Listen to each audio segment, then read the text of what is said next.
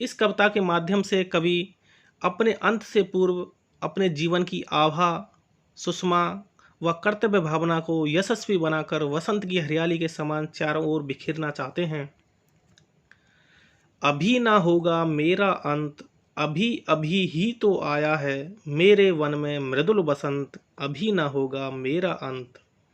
अंत मतलब समाप्ति, मृदुल मतलब कोमल, वसंत एक ऋतु होती है, मौसम होता है जिसमें चारों तरफ हरियाली ही हरियाली छाई जाती है और रंग बिरंगे फूल खिलते हैं तथा वातावरण में उन फूलों की मंद मंद सुगंधित खुशबू छाई रहती है, फैली रहती है। तो कवि कह रहे हैं कि अभी ना होगा मेरा अंत, मेरे जीवन का अंत अभी नहीं होगा, क्योंकि अभी अभी ही तो आया है मेरे वन में मृदुल बसंत। मेरे जीवन रूपी वन में अभी अभी कोमल वसंत, शिशु के समान कोमल वसंत का आगमन हुआ है। अभी ना होगा मेरा अंत, इसलिए मेरे जीवन का अंत अभी नहीं होगा। हरे हरे ये पात डालियां कलियां कोमल गात, मैं ही अपना स्वप्न मृदुल कर फेरूंगा निद्रित कलियों पर, जगा एक प्रत्युष मनोहर। आगे कवि कहते हैं कि वसंत ऋतु में चारों तरफ हरियाली छा जाती है। हरे हरे ये पात, पात मतलब पत्ते, चारों तरफ हरे हरे पत्ते दिखाई देते हैं, अर्थात चारों तरफ हरियाली छा जाती है। डालियां कलियां कोमल गात, गात मतलब शरीर, कोमल शरीर लिए डालियां व कलियां सुंदर रूप में खिल जाती हैं, अर्थात चारों ओर प्रकृति में कोमलता, सुंदरता व हरियाली दिखाई देती है। मैं ही अपना स्वप्न मृदुल कर, आगे कवि कहते हैं, मैं ही अपना स्वप्न मृदुल कर, स्वप्न मतलब सपना, मृदुल मतलब कोमल, कर मतलब हाथ। मैं ही अपना स्वप्न मृदुल कर फेरूंगा निद्रित कलियों पर, निद्रित मतलब अलसाई हुई, सोई हुई कलियों पर। कवि कहते हैं कि मैं ही अपने सपने रूपी कोमल हाथों से अलसाई हुई कलियों पर फेरूंगा और उन्हें जगा एक प्रत्युष मनोहर, प्रत्युष मतलब सुबह, मनोहर मतलब सुंदर, और मैं उन्हें सुंदर प्रभात के आने का संदेश देना चाहता हूँ। हरे हरे ये पात डालियां कलियां कोमल गात, मैं ही अपना स्वप्न मृदुल कर फेरूंगा निद्रित कलियों पर, जगा एक प्रत्युष मनोहर। कवि कहते हैं कि वसंत ऋतु आने पर चारों तरफ हरियाली छा जाती है, कोमल शरीर डालियां व कलियां सुंदर रूप में खिल जाती हैं, कोमल शरीर लिए हुए डालियां व कलियां सुंदर रूप में खिल जाती हैं, अर्थात चारों ओर प्रकृति में कोमलता, सुंदरता व हरियाली छा जाती है।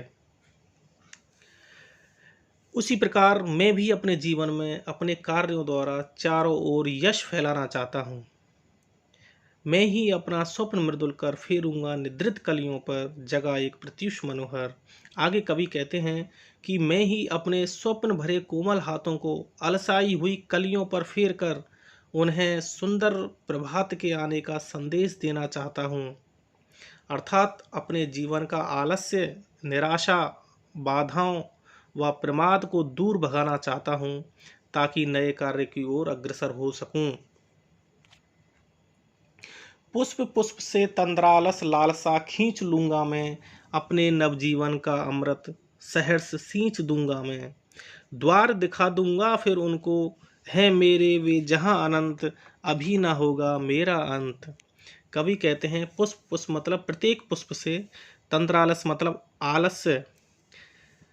कवि कहते हैं कि प्रत्येक पुष्प से, प्रत्येक फूल से मैं उनका आलस खींच लूंगा, आलस समाप्त कर दूंगा, अपने नवजीवन का अमृत सहर्ष सींच दूंगा मैं, अपने नवजीवन रूपी अमृत को सहर्ष पूर्वक सींच दूंगा।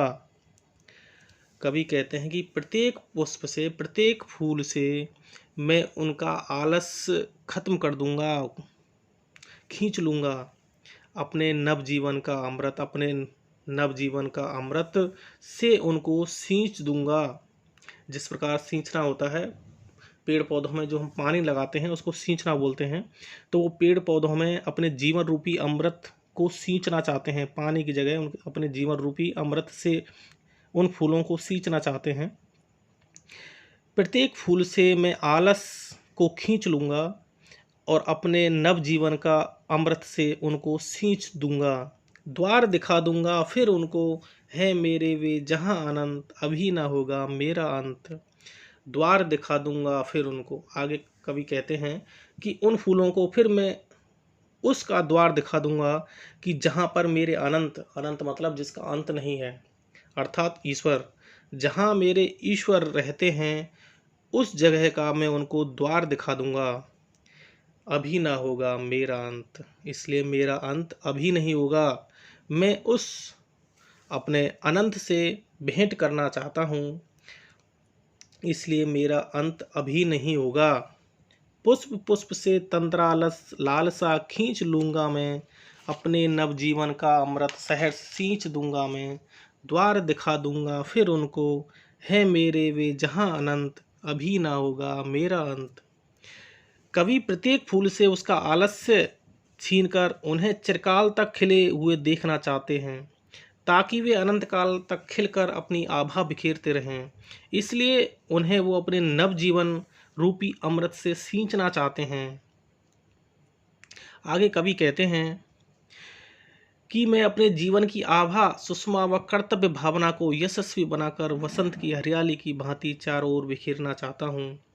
वह अपने अदृश्य व अनंत से सब प्राण भेंट करना चाहता है, अपना अंत नहीं चाहता। इसलिए कवि कहते हैं कि मैं जहाँ मेरे ईश्वर रहते हैं वहाँ पर तुमको द्वार दिखा दूंगा, उसका द्वार दिखा दूंगा और अपने ईश्वर से भेंट करा दूंगा, इसलिए मेरा अंत अभी नहीं होगा।